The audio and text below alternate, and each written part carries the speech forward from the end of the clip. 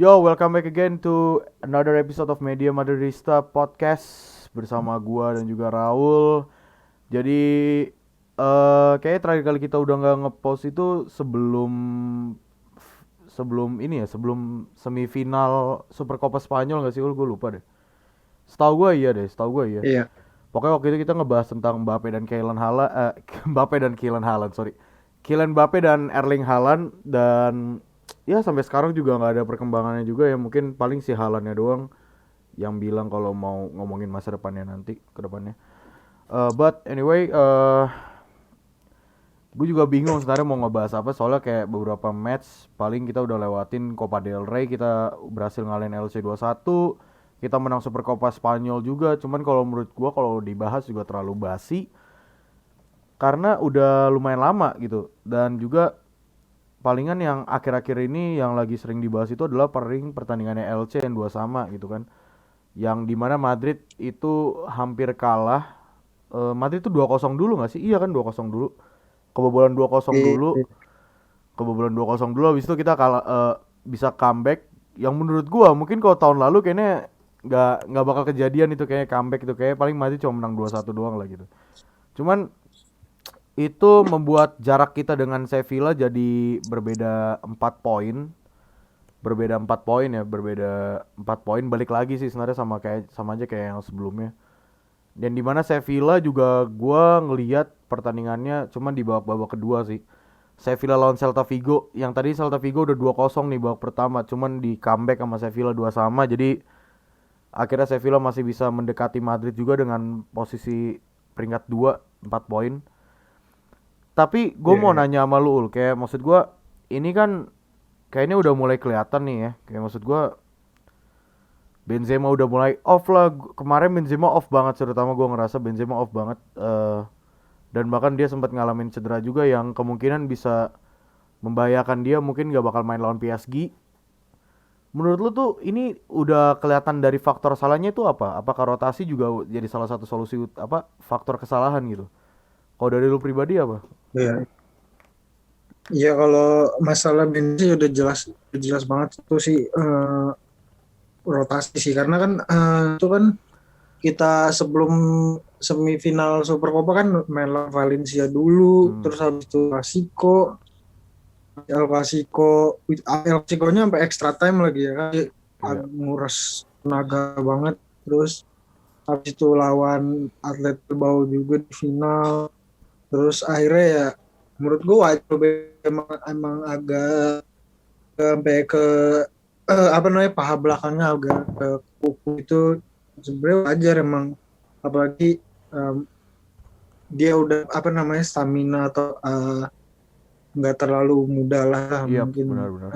otot ya sebenarnya wajar-wajar aja sih, cuma eh, yang perlunya Ancelotti bisa mulai mulai mulai sadar mungkin ke depannya ini dirotasi lah sebentar-bentar, mungkin nggak harus sih lo apa ngedrop Benzema full, misal lagi lawan ya lawan Celta Vigo atau Villarreal itu kan juga wajib main gitu, kecuali lawan tim kayak Granada, Cadiz gitu mungkin boleh sih lu drop Benzema Iya. main Jovic gitu, cuma pergantian main juga sih, misalnya di pemain harus lebih cepat di bawah menit 70 seenggaknya gitu, biar pemain utamanya jadi capek, karena kan yang rugi juga sebenarnya bukan pemain yang di starting doang sih, kayak yang di bench tuh kayak Valverde yang butuh menit bermain juga Hmm.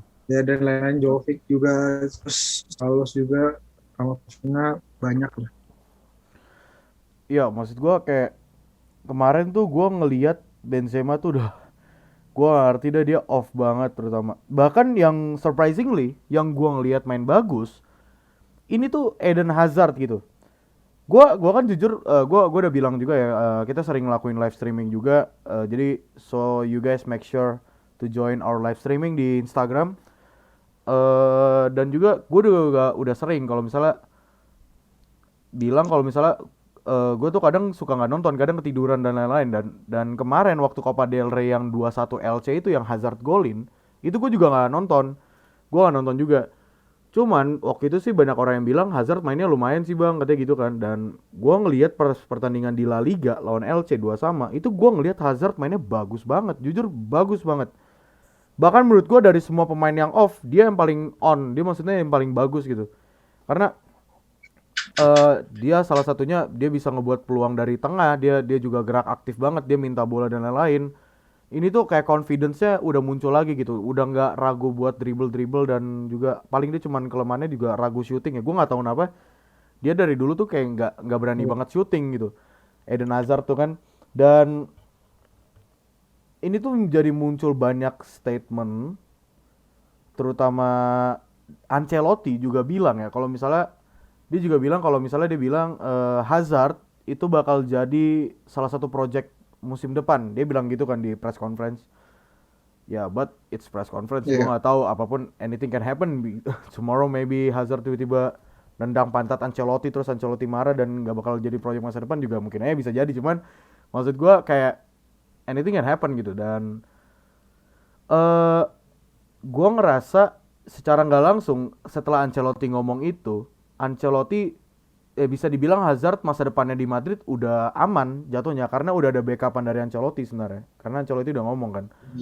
Dan yang gue jadi permasalahan adalah Hazard ini kan let's say lah mungkin udah 3 tahun kan, kita udah berani bilang dia flop lah, jatuhnya flop sebenarnya dia flop. Maksud gue kayak definisinya tuh ya dia banyak cedera, abis itu selalu nggak pernah main lebih dari 3 match dan lain-lain dan akhirnya flop gitu kan. Dan menurut gua kalau dari gua pribadi Hazard ini sebenarnya tuh ini musim terakhir Hazard, cuman setelah Ancelotti bilang dia bakal jadi project musim depan, well eh selamat selamat sih buat dia karena udah ada yang nge-backup dia gitu.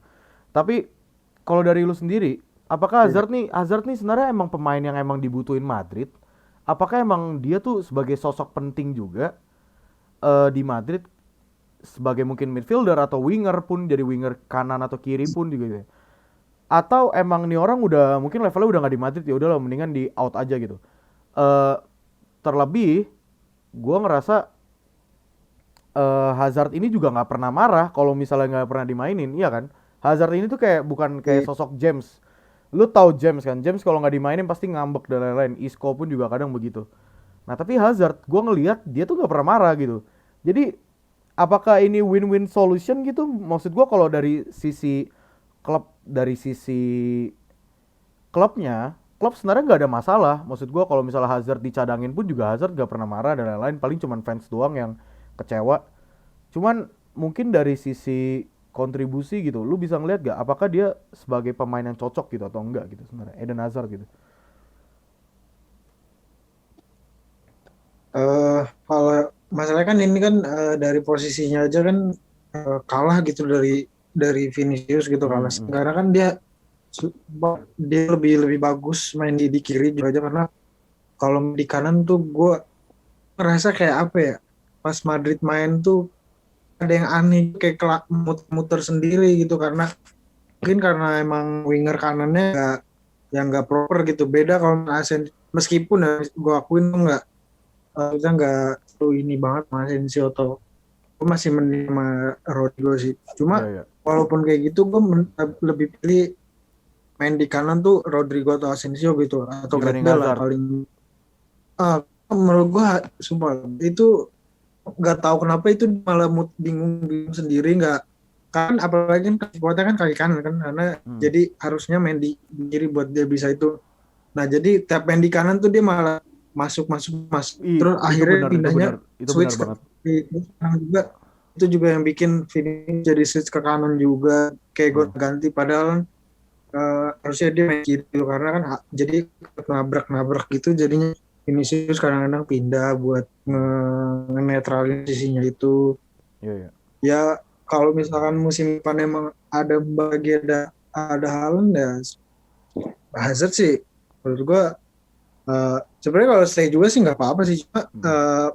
maksudnya rugi juga di pihak klub juga kan karena kan kita butuh uang juga buat Iya sih. nutupin budget transfer itu kan bukan uangnya, meskipun kita keuangannya stabil gitu kita tetap butuh buat nutupin budget yang kita keluarin buat Mbappe yang malang itu. Jadi ya kemungkinan musim panas bakal dijual sih Hazard sama Jovic juga. Jadi meskipun Ancelotti mendukung.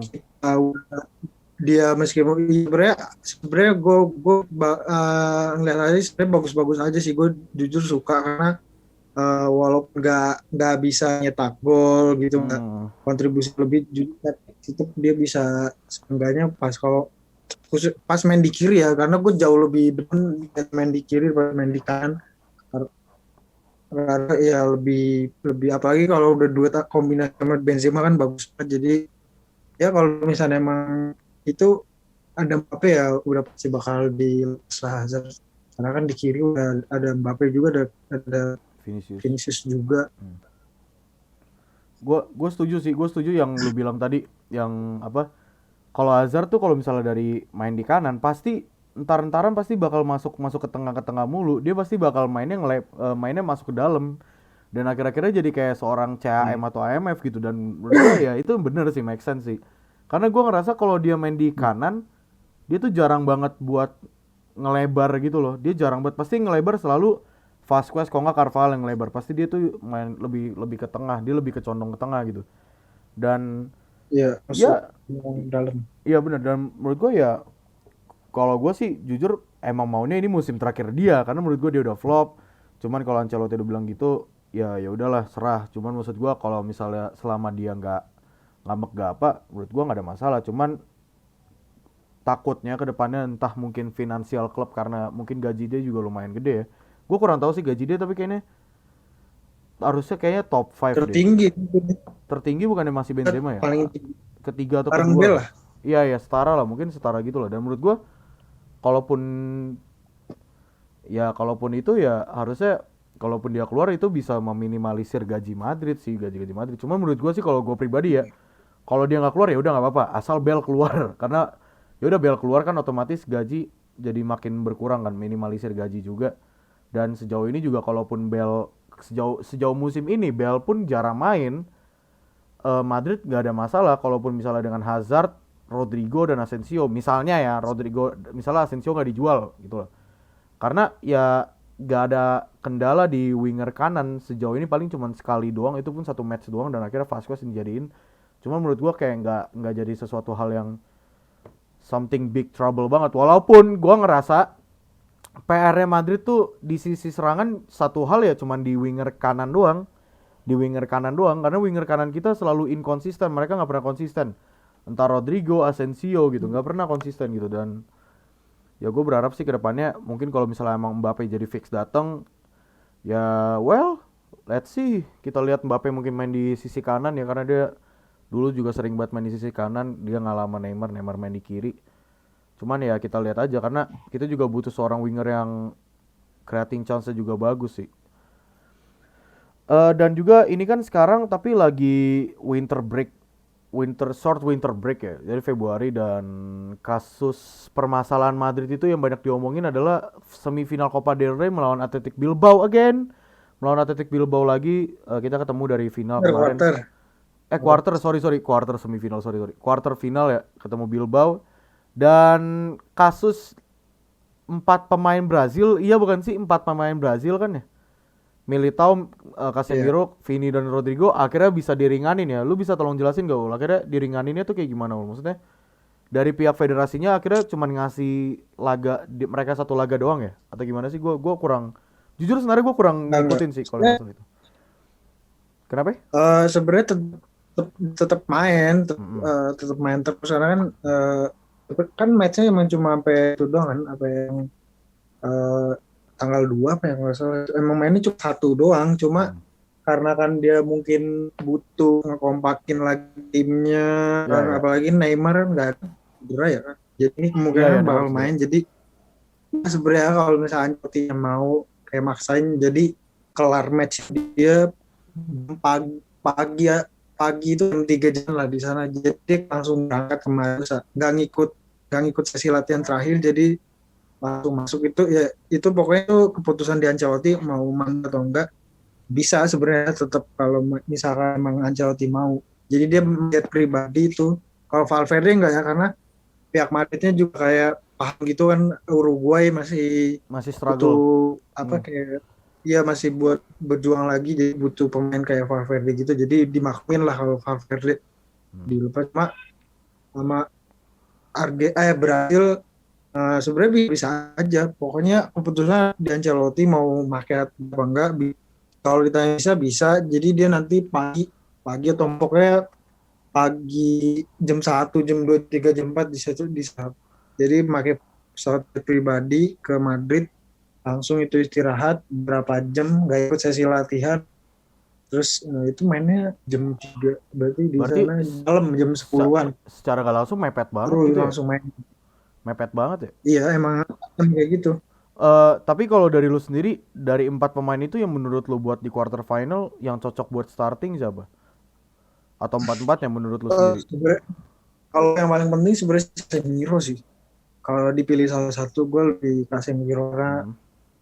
walaupun agak-agak, walaupun kayak di Andre banget sih dia kelihatannya, karena kadang-kadang kayak nggak diliatin, atau fans nggak pernah bilang ini padahal lagi main bagus, saya nggak diapresiasi Iya, gitu, iya, kayak iya. Andre kurang apresiasi gitu. Tapi perannya penting banget dan bagus, walaupun kadang-kadang gue suka ini siapa kayak gede juga, karena larinya dia kan agak, Dia larinya tuh nggak gitu. Nah, short cuma short pass dia uh, tuh jelek banget anjir, nurun banget musim ini ya short pass. cuma peran lumayan krusial juga deh. Jadi Casemiro, Casemiro, baru Vini. Rodrigo, Vini, oke. Kalau gue sih, kalau gue pribadi sebenarnya gue khawatir dengan Nacho sebenarnya center back sih. Jadi mending gue lebih milih kayak ya udah lah Militao sama Alaba lah. Cuman gue yakin kayak Militao bakal dimainin tuh di Brasil. Gue yakin banget 100%. Pasti dia bakal Iya, dipasang itu gue yakin banget. Kalau bahkan menurut gue Rodrigo itu kayaknya nggak bakal dipasang deh kayaknya. Di itu karena mungkin Ajax punya Anthony cuman nggak tahu ya mungkin bakal main jadi pemain pengganti atau gimana. Cuman ya gue lebih takut sebenarnya kalau misalnya center backnya masih Nacho gitu karena Nacho tuh beberapa match terakhir banyak banget ngelakuin kesalahan dan positioning defense-nya tuh jelek banget gue ngelihat. Jadi lebih aman kalau misalnya emang lu mau memperjuangkan Copa del Rey ya udah Militao aja gitu. Cuman winger gue juga rada ragu kalau misalnya Hazard dimainin Asensio jadi winger ya agak bingung juga sih sebenarnya. Terutama Benzema juga kayaknya kemungkinan gak bakal main juga ya kayaknya. Iya gak sih?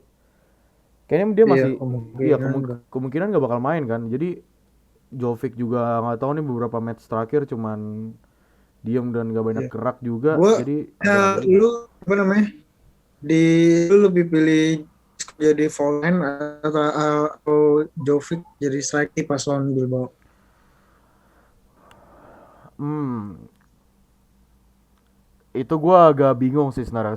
Makanya sebenarnya kalau menurut gua itu relatif tergantung dari winger ya. Kalau misalnya ada Vini, gua ngerasa Jovic lebih milih jadi gua lebih milihin Jovic jadi false nine. Kalau ada Vini, karena Vini itu pasti bisa ngebuka Jovic bisa ngebuka ruang, Vini bisa nyari ruang kosong kan. Itu kalau menurut gua.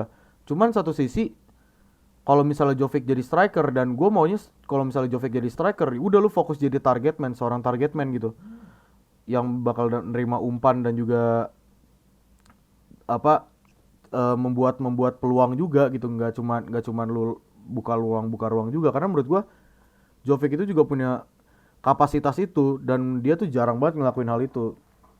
Dan kalau misalnya winger Hazard, model Hazard dan Asensio, gue lebih milih dia jadi striker sih. Cuman kalau lu sendiri apa? Lebih milih false nine atau gimana? Kalau gue pernah lihat, sebenarnya Jovic tuh bagus ya, Mm-mm. kalau lagi megang bola ya, on the ball-nya tuh semua itu Bagus, bagus. bagus. Itu lu nggak sih pas dia ngekip bola yang sampai gocek-gocek yang sampai corner tuh tetap Iya, iya, iya. kemarin pokoknya. Mm-mm. Itu bagus, cuma kadang gue juga ngerasain kesel sendiri juga sih, walaupun gue suka sama dia kan, kayak positioningnya jadi tuh dia main terlalu dalam, jadi kayak terlalu ke kanan, diem di pojok kanan gitu nungguin bola. Terus dia kayak mau aja di belakangin sama musuh, jadi dia nggak mau Nggak mau ngelawan. ngebadani musuhnya, jadi iya, jadi kayak diem terus. Apalagi dia gak cocok banget kan jadi counter apa striker counter attack, Iya, iya, cepat iya. dia tuh lemot kalau di counter attack, itu yang bikin gue kesel lagi. karena nggak nge-press juga. Ya emang harus masih banyak belajar lah itu Jovic. Semoga Ancelotti bisa ngasih ngasih itu kesan buat improve dia bisa lebih Iya. baik, karena itu benar-benar gimana ya, dia mainnya kayak ya wajar sih sebenarnya kalau misalnya emang ada rekan setim yang nggak percaya sama dia Iya, iya. kadang-kadang ya, cuma yang memang itu sih harus lu tetap bantuin dia, karena ada beberapa kali kan ada dia positioningnya bagus gitu, cuma ya itu Nggak pernah emang terlalu dimanfaatin. dalam. Jadi Hmm. ya, jadi pas lawan Atletik gue lebih suka sebenarnya Isco aja sih jadi false nine, jadi kiri Hazard kanan Bale, jadi Hmm. eh, kayak aktif aja itu. Gue demen gak tau kenapa kalau Isco.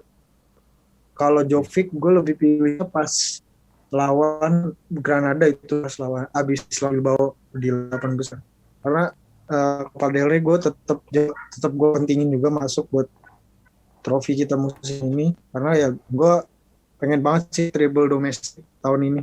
Iya, iya. Jadi ya nggak terlalu buruk juga sih Isco pemain jadi false nine. Jadi Jovic mending pas lawan Granada gitu aja sih.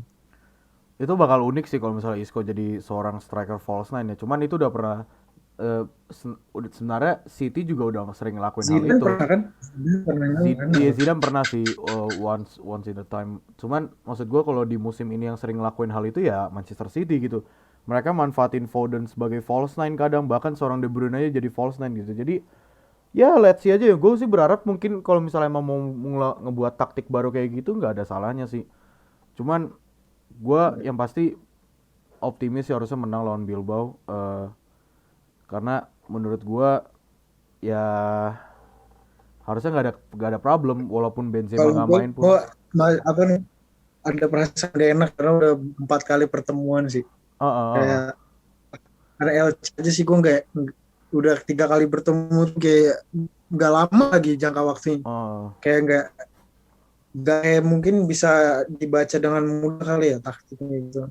Hmm. Itu sih yang gue takutin, maksudnya kayak penalti juga kan, itu kan Benzema penalti kan, Ancelotti bilang kan katanya itu salah saya karena Benzema, dia nyuruh Benzema tuh ngubah arah penaltinya ke kanan, kan dia, Iya, Benzema iya, iya, biasanya ke iya, kiri iya, tuh. ke kiri itu kebaca itu soalnya di statistiknya waktu dia Iya, penalti kan kebaca tuh ke Benzema 3 kali tendangan ke kiri musim ini, 3 kali atau gue lupa 3 kali iya. atau 4 kali. Terus kipernya pun juga expect-nya ke kiri, kipernya juga tahu bakal ke save situ tapi ternyata enggak. Cuman ya udahlah. Emang Tapi sebenarnya bener sih ada bad luck sih. Ancelotti Bener, bilang gitu ke dia. menurut gua Cuma Ancelotti nggak salah. Ancelotti nggak salah, Benzema yang salah. ya, Shootnya terlalu kencang menurut gua. Itu ya. kencang banget anjing. Gue Kalau teriak. menurut emang itu gara-gara itunya sih, gara-gara emang mungkin itu kakinya udah mulai gak enak kali ya. Jadi nendangnya agak ini kali. Bisa, tapi Karena kalau kan menurut itu kan ya kalau cedera kan harusnya. kalau kalau menurut gua sih, kalau menurut gua emang dia itu kemarin pertama off dan mentalnya kena setelah dia gagal penalti menurut gua. Itu mentalnya kena tuh setelah dia gagal penalti. Gua ngerasa sih kayak akhirnya Iya. soalnya dia nggak pernah gagal, dia nggak pernah gagal penalti di Madrid, dia nggak pernah gagal, mungkin bahkan di Prancis juga nggak pernah ya, gue nggak tahu, cuman di Madrid dia nggak pernah gagal, mungkin itu pertama kalinya dia mungkin di karirnya dia anjing gue gagal penalti, terus mentalnya kena, ya udahlah off dan akhirnya eh cedera yang katanya sih sebenarnya lebih Benzema yang minta keluar karena buat jaga-jaga biar nggak buruk, dan ya kita lihat aja gitu kan ke depannya gitu. But next day berarti langsung Copa del Rey kan? Berarti next match itu langsung Copa del Rey kan? Abis itu baru Granada, Madrid lawan Granada. Copa del Rey itu di 4 Februari. Sekarang lagi short winter break karena ada kualifikasi juga sama AFCON masih berlangsung ya. Sama emang short winter break karena ada COVID yang cukup agak membahayakan ya. Contohnya beberapa kasus Arsenal dan City juga lagi Arsenal, Liverpool dan beberapa klub juga pada kena, si Tottenham juga kena. Jadi gue berharap sih pemain juga nggak ada yang cedera selama di sesi latihan, dan juga bahkan yang ada tugas international duty, tugas negara juga nggak ada yang kena. Jadi gue pokoknya gak mau Copa del Rey itu kita kalah sama Bilbao, karena menurut gue harusnya menang sih pokoknya. Ya prediksi gua Madrid bisa lah final sih harusnya Copa del Rey sih menurut gua. Musuh tersulit Madrid menurut gua yang masih stay sekarang kayak Sevilla masih stay ya. Sevilla tuh kayak masih di Copa del Rey setahu gua. Dan emang musuh Madrid sekarang menurut gue emang Sevilla karena 4 poin di belakang Madrid. So maybe that's all for today. Thank you guys for listening and watching. Don't forget to like, comment, and subscribe. Follow Media Marista juga. Jangan lupa join juga mungkin kalau ada yang mau ditanya-tanya di live stream.